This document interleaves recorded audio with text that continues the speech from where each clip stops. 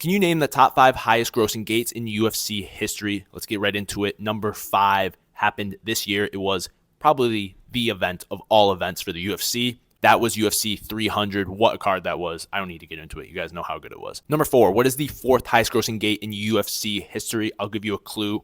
MSG comes into play here, and some recency bias, of course, because that's UFC 309. Jones versus Miocic just happened this past weekend. Moving on to the 3rd highest grossing gate in UFC history. So we got a lot of MSG influence here. We also have a lot of McGregor influence here. He's going to come into play at UFC 229, which is the 3rd highest grossing gate in UFC history. That was Khabib versus McGregor, of course.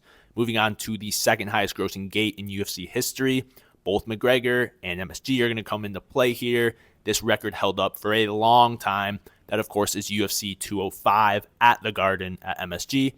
Finally, the highest grossing gate in UFC history. Record was just set this year.